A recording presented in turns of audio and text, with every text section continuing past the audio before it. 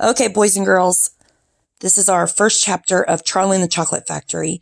I got this book from the library yesterday. It's kind of old, so the illustrations are a little different than what you're used to, but it's the same good story. So here we go.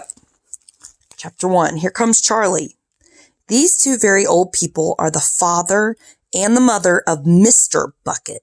Their names are Grandpa Joe and Grandma Josephine. And these two very old people are the father and mother of Mrs. Bucket. Their names are Grandpa George and Grandma Georgina. And this is Mr. Bucket, and this is Mrs. Bucket. Mr. and Mrs. Bucket have a small boy whose name is Charlie Bucket. This is Charlie. How do you do? And how do you do? And how do you do again? He's pleased to meet you.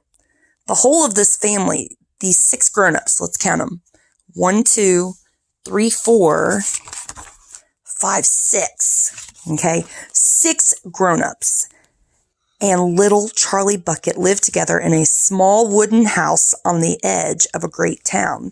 Now, look at that house. You need to infer, do you think they have a lot of money? No. Wyatt says no. Okay. The house wasn't nearly large enough for so many people, and life was extremely uncomfortable for them all. There were only 2 rooms in the place altogether, and there was only 1 bed. The bed was given to the 4 old grandparents because they were so old and tired. They were so tired that they never got out of it. So there's 2 grandparents on one side and 2 on the other. Grandpa Joe and Grandma Josephine on this side. And then Grandpa George and Grandma Georgina on this side. Does that look very comfortable? No. Mr. and Mrs. Bucket and little Charlie Bucket, they slept in the other room upon mattresses on the floor. So they don't even have a bed. They have to sleep on mattresses on the floor. So boring. That's sad. In the summertime, this wasn't too bad, but in the winter, freezing cold drafts blew across the floor all night long. It was awful. There wasn't any question of them being able to buy a better house, or even one more bed to sleep in. They were far too poor for that. Mr. Bucket was the only person in the family with a job. He worked in a toothpaste factory where he sat all day long at a bench, and he screwed the little caps onto the tops of tubes of toothpaste after the tubes have been filled. But a toothpaste cap screwer is never paid very much money. And poor Mr. Bucket, however hard he worked, however fast he screwed on the caps, he was never able to make enough to buy 1/2 of the things that so large a family needed. There wasn't even enough money to buy proper food for them all. The only meals they could afford was bread and margarine for breakfast. Margarine's like butter. Boiled potatoes and cabbage for lunch, and cabbage soup for supper. Now, Sundays were a bit better, and they all looked forward to Sundays because then, although they had exactly the same, everyone was allowed to second helpings. The Buckets, of course, didn't starve, but every one of them, the 2 old grandfathers, the 2 old grandmothers, Charlie's father, Charlie's mother, and especially little Charlie himself, they went about from morning till night with a horrible empty feeling in their tummies. Charlie felt it worst of all, and although his father and mother often went without their own share of lunch or supper so that they could give it all to him, it still wasn't nearly enough for a growing boy.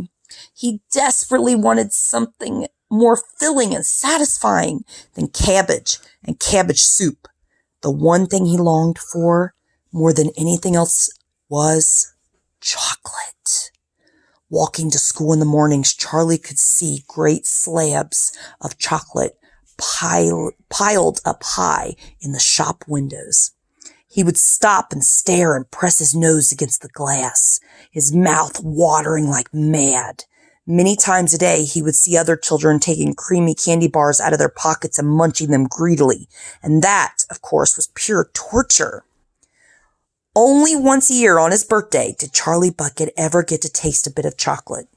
The whole family saved up their money for that special occasion. And when the great day arrived, Charlie was always presented with one small chocolate bar to eat all by himself. And each time he received it on those marvelous birthday mornings, he would place it carefully in a small wooden box that he owned and treasure it as though it was a bar of solid gold. For the next few days, he would allow himself only to look at it, but never to touch it. Then at last, when he could stand it no longer, he would peel back a tiny bit of the paper wrapping at one corner to expose a tiny bit of chocolate. And you'll see this is a label. We've been talking about labeling pictures. This says Wonka chocolate. And the label says a tiny nibble at a time. It's because he was poor. Okay, shh, watch out.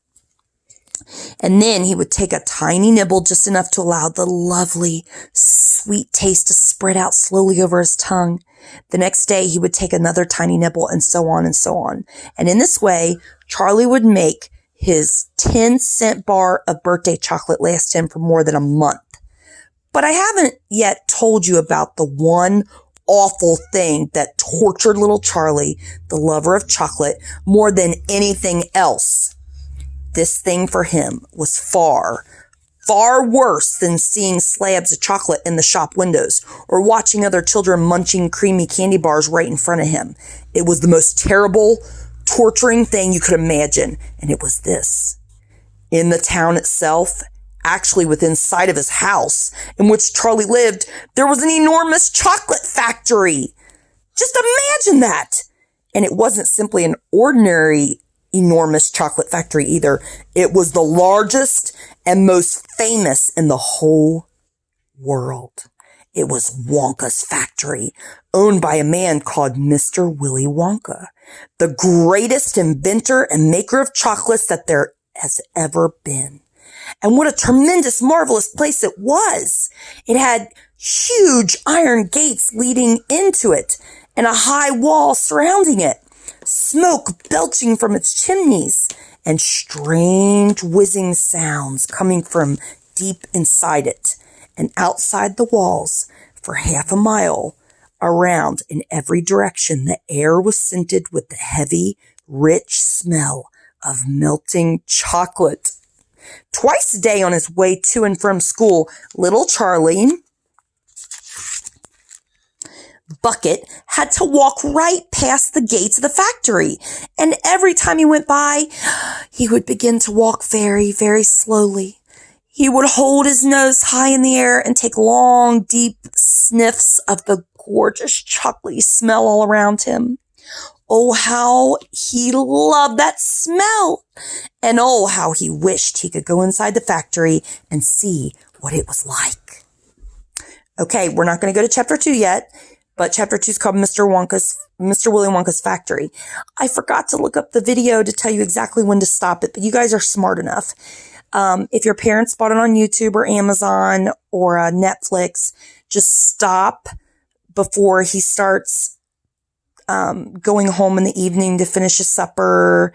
I will try to look up the exact times and post it in the comments on this video. So my questions to you are, what is the setting of the story?